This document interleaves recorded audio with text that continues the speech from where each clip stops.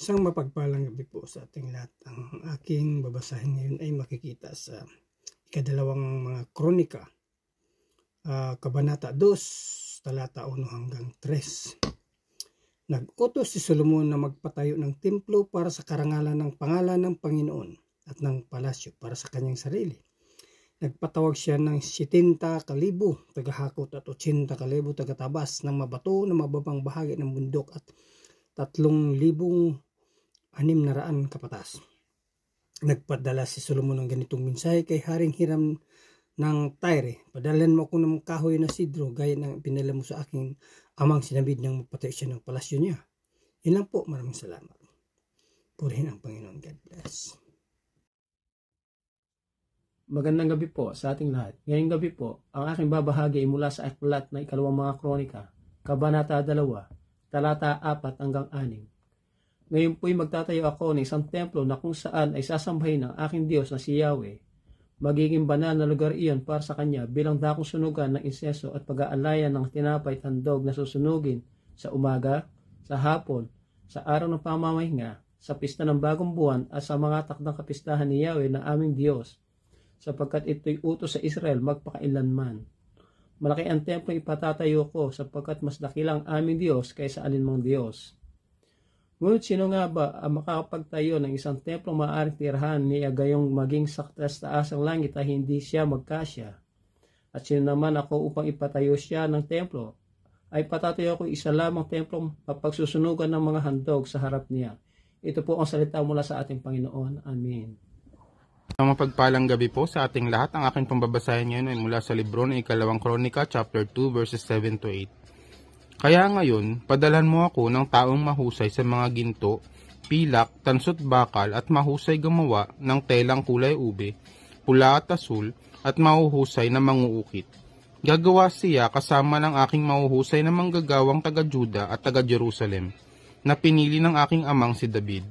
Padalhan mo rin ako ng mga kahoy na sedro, sipris at algum mula sa Lebanon, dahil alam kong mahusay ang mga tauhan mo sa pagputol ng kahoy. Tutulong ang mga tauhan ko sa mga tauhan mo. Amen. God bless po.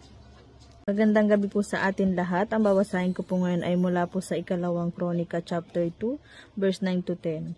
Sa paghahanda ng maraming kahoy, dahil malaki at maganda ang templong itatayo ko, babayaran ko ang iyong mga tagaputol ng kahoy ng 100,000 takal ng trigo, 100,000 takal ng sibada, 110,000 galon ng alak, at 110,000 galon ng langis ng ulibo.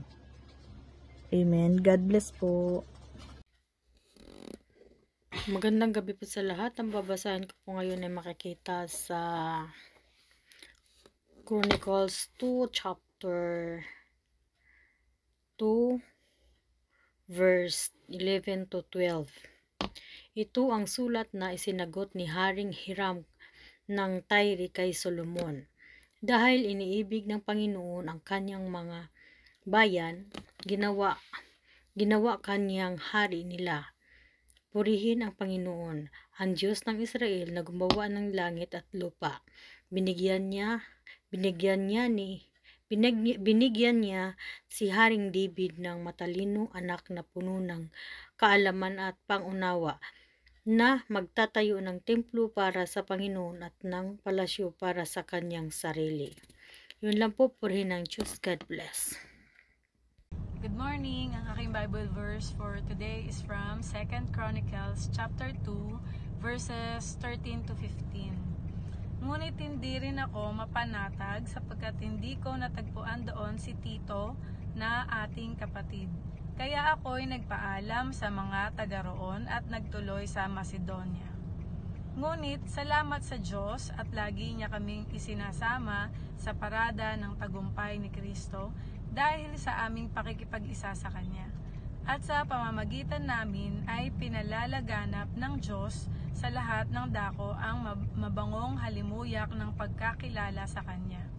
Para kaming mabangong samyo ng insensong inihahandog ni Kristo sa Diyos at nalalanghap naman ng mga naliligtas at ng mga napapahamak.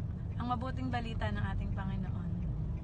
So, purihin po ang Panginoon sa binigay muli sa ating pagkakataon sa araw na ito na tayo po ay makapagpatuloy, no, sa ating devotion na ginagawa.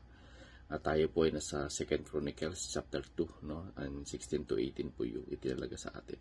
So, sabi po dito, at magpapaputo lang kami ng lahat ng kahoy na kailangan ninyo mula sa Lebanon at palulutangin namin sa dagat ang mga kahoy hanggang sa Joppa. Buhat naman doon ay kayo na maghahakot patungo diyan sa Jerusalem. Ipinakuha ni Solomon ang bilang ng lahat ng dayuhan sa Israel, tulad ng ginawa ni David, at ang bilang nila ay 153,600 dayuhan.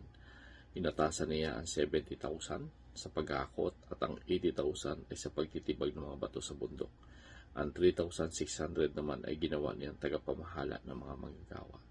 So dito makikita po natin na talagang yung katalinuhan, no, ay talagang ito ay kaakibat na doon sa buhay ni Solomon. At dito natin makikita yung pagkuha ng mga bilang doon sa mga dayuhan at yung bilang ng sino yung maghakot, yung bilang ng magtitibag ng bato, at yung 3,600 ay ginawa ng tagapamahala ng mga manggagawa.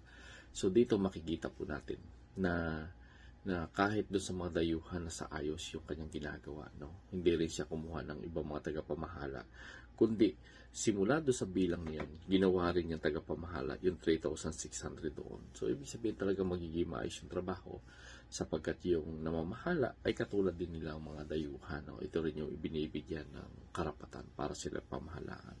So makikita natin na kahit doon sa pagtatayo ng templo ay andun po yung kaayusan at higit sa lahat yung pagpapatnubay ng Panginoon. So muli po, God bless everyone.